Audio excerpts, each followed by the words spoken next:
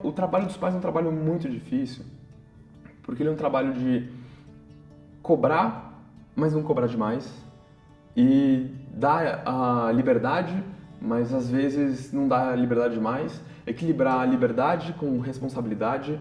Gente, é algo muito complexo. Eu não ia falar difícil, mas é complexo, porque você tem que estar atento o tempo inteiro. E, obviamente, você vai errar.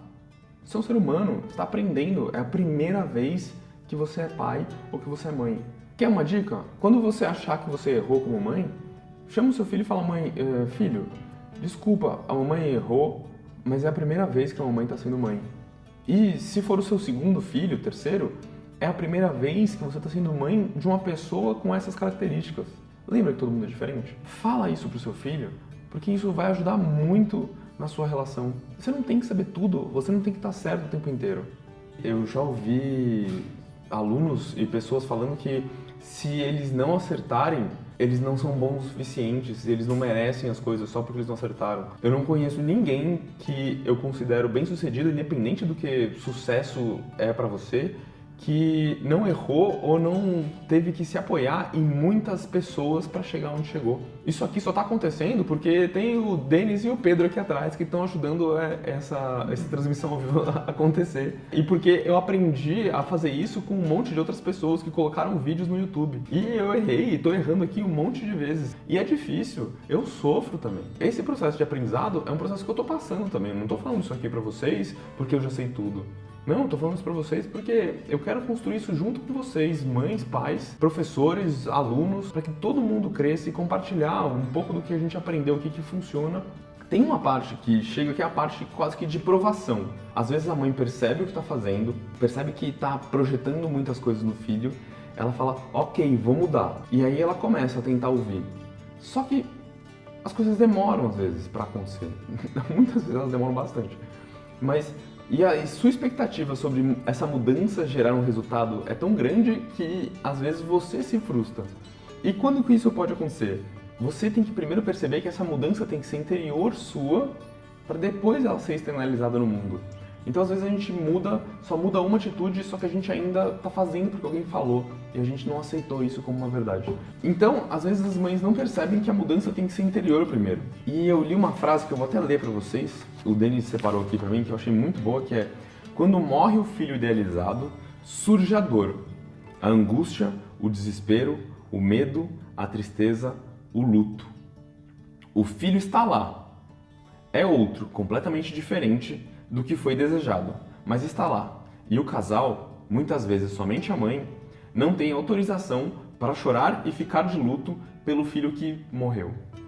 A morte do filho idealizado, de Elaine Gomes dos Reis Alves. As mães, muitas vezes esse processo vai ser difícil para você, mãe, aceitar, porque, poxa, eu imagino que você está há tanto tempo ali criando coisas, pensando no futuro, se preparando, tentando criar um mundo melhor para ele, trabalhando pra caramba para dar a melhor educação para ele, e de repente vem um cara lá de barba com óculos que fala: não, esquece tudo que você sonhou.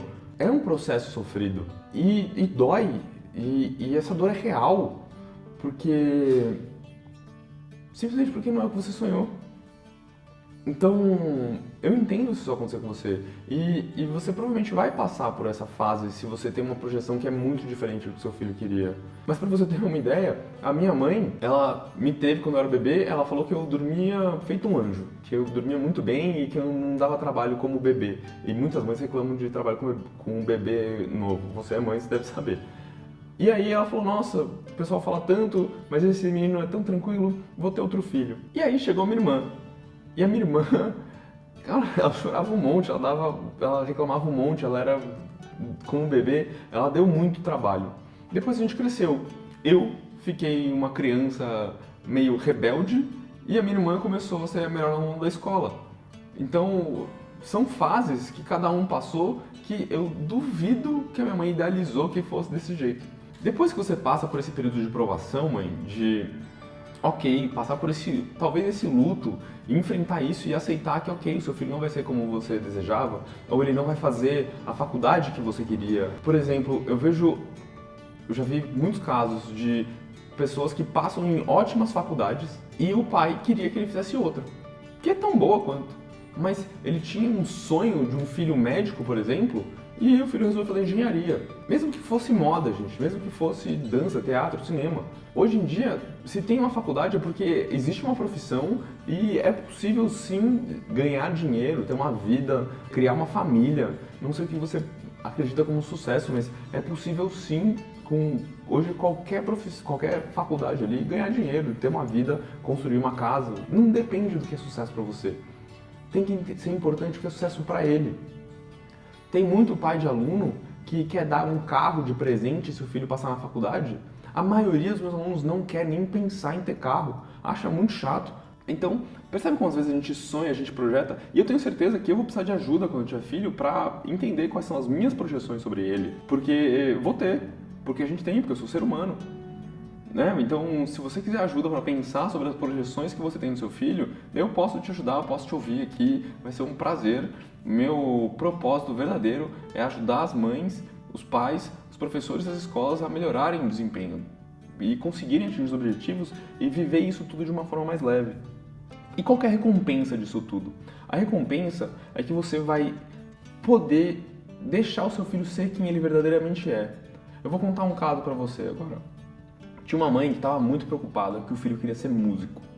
E ela morria de medo por causa das drogas no meio da música. E ela veio conversar com a gente aqui e eu contei para ela que, olha, drogas tem em todos os meios. De banco de investimento, música, trabalhar com agência de publicidade, escola, tem em todo lugar. Não é a música que vai fazer o seu filho usar droga ou não. É a educação que você deu para ele em casa. Então, se você está tranquila com a educação que você deu para ele, o caminho que ele seguir aí, você não vai precisar se preocupar. Mas aí, ok, ela falou, mas Bruno, músico não ganha dinheiro. Eu dei vários exemplos de amigos meus, pessoas que eu conheço, que são músicos hoje, super bem-sucedidos, carreiras, assim, que tocam em rádio, shows milionários.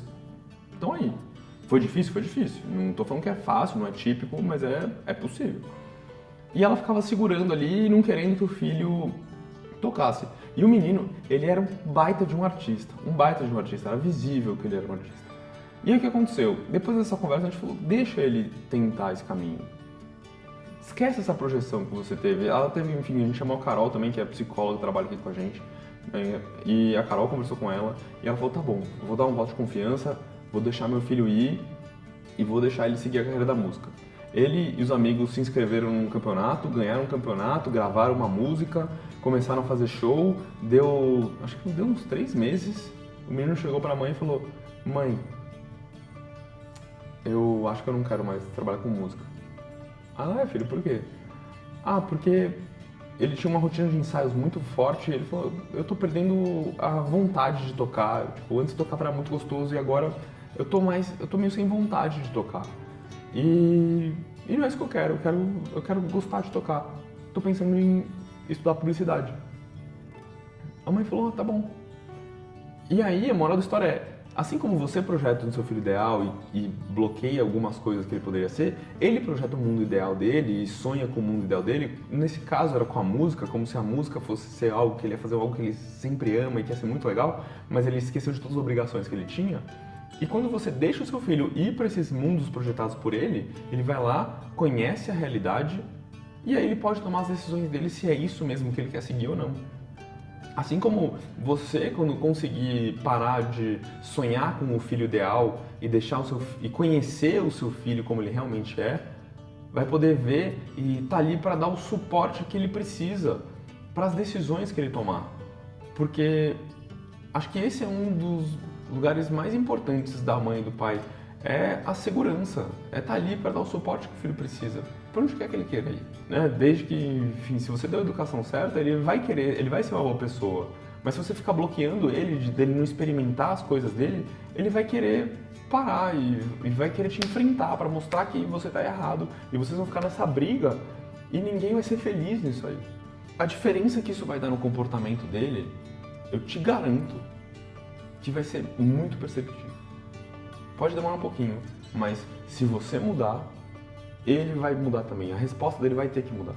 Porque uma das variáveis da equação aí mudou, então a equação inteira muda. Né? Então você tem esse poder de mudar você mesmo.